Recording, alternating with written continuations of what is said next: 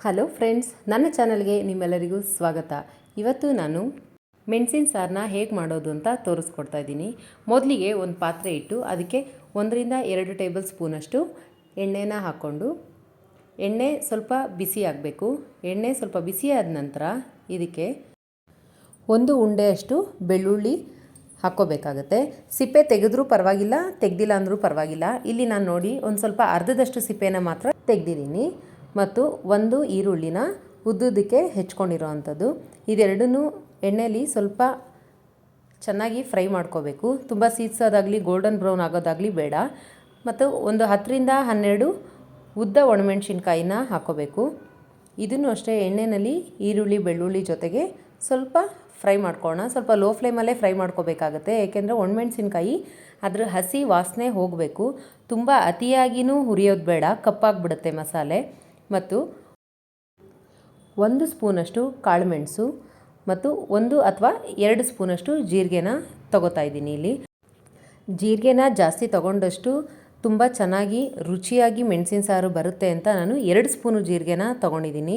ಈ ಎಲ್ಲನೂ ಸಣ್ಣ ಹುರಿಯಲ್ಲಿ ಎಣ್ಣೆಯಲ್ಲಿ ಹುರ್ಕೊಂಡು ಒಂದು ಸ್ವಲ್ಪ ಕೊತ್ತಂಬರಿ ಸೊಪ್ಪನ್ನು ಹಾಕ್ಕೊಂಡು ಸ್ವಲ್ಪ ನೀರನ್ನು ಹಾಕಿ ನೈಸಾಗೆ ರುಬ್ಕೋಬೇಕಾಗತ್ತೆ ಮಸಾಲೆನ. ಈಗ ಪಾತ್ರೆನ ಬಿಸಿಗಿಟ್ಟು ಆ ಪಾತ್ರೆಗೆ 2-3 ಟೇಬಲ್ ಸ್ಪೂನಷ್ಟು ಎಣ್ಣೆ ಹಾಕ್ಕೋಬೇಕು. ಎಣ್ಣೆನ ಜಾಸ್ತಿ ಹಾಕ್ಕೊಂಡಷ್ಟು ಚೆನ್ನಾಗಿರುತ್ತೆ.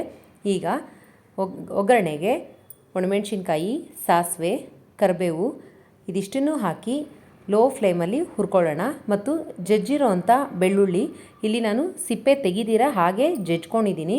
ಮತ್ತು ಇಲ್ಲೂ ಕೂಡ 1 ಉಂಡೆಯಷ್ಟು ಬೆಳ್ಳುಳ್ಳಿನ ತೊಗೊಂಡಿದ್ದೀನಿ. ಬೆಳ್ಳುಳ್ಳಿನೂ ಅಷ್ಟೇ ರುಬ್ಬೋದಕ್ಕೂ ತೊಗೊಂಡಿದ್ದೀನಿ ಮತ್ತು ಒಗ್ಗರಣೆಗೂ ತೊಗೋತಾ ಇದ್ದೀನಿ. ನಂತರ ಸಣ್ಣಗೆ ಹೆಚ್ಕೊಂಡಿರೋ ಅಂಥ ಈರುಳ್ಳಿನ ಸೇರಿಸ್ಕೋಬೇಕಾಗತ್ತೆ.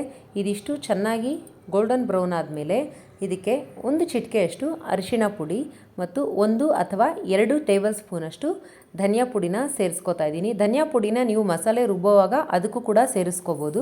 ಇಲ್ಲಿ ನಾನು ಮಸಾಲೆ ರುಬ್ಬೋದಕ್ಕೆ ಏನು ಹಾಕ್ಕೊಂಡಿಲ್ಲ, ಎಣ್ಣೆಲಿ ಸ್ವಲ್ಪ ಫ್ರೈ ಮಾಡಿದ್ರೆ ಅದ್ರದ್ದು ಹಸಿ ವಾಸನೆ ಹೋಗುತ್ತೆ ಅಂತ ಎಣ್ಣೆಗೆ ಸೇರಿಸ್ಕೊಂಡಿದ್ದೀನಿ. ಹಾಗೂ ರುಬ್ಬಿರೋ ಅಂಥ ಮಸಾಲೆ ಜೊತೆಗೆ ನೀರು ಎಷ್ಟು ಬೇಕೋ ಅಷ್ಟು ಪ್ರಮಾಣದ ನೀರನ್ನು ಸೇರಿಸ್ಕೊಂಡು ಕುದಿಯೋದಕ್ಕೆ ಬಿಟ್ಬಿಡೋಣ. ಇದು ಸ್ವಲ್ಪ ಚೆನ್ನಾಗಿ ಕುದೀಲಿ. ಕುದ ನಂತರ ರುಚಿಗೆ ತಕ್ಕಷ್ಟು ಉಪ್ಪನ್ನು ಸೇರಿಸ್ಕೊಂಡು ಇನ್ನೊಂದು 2 ನಿಮಿಷ ಹಾಗೆ ಕುದಿಯೋದಕ್ಕೆ ಬಿಡಬೇಕಾಗುತ್ತೆ. ಇದಾದಮೇಲೆ ಸ್ವಲ್ಪ ಸಣ್ಣಗೆ ಹೆಚ್ಚಿರೋಂಥ ಕೊತ್ತಂಬರಿ ಸೊಪ್ಪನ್ನು ಸೇರಿಸ್ಕೊಂಡ್ರೆ ಬಿಸಿ ಬಿಸಿಯಾದಂಥ ಮೆಣಸಿನ ಸಾರು, ಒಳ್ಳೆ ರುಚಿಯಾದಂಥ ಮೆಣಸಿನ ಸಾರು ರೆಡಿ ಆಗುತ್ತೆ. ಈ ಮೆಣಸಿನ ಸಾರನ್ನು ಶೀತ ಆಗಬಾರ್ದು ಅಂತ ಬಾಣಂತಿಯರಿಗೆ ಹಾಗೂ ಋತುಮತಿಯಾದಂಥ ಹೆಣ್ಮಕ್ಳಿಗೆ ಕೊಡ್ತಾರೆ.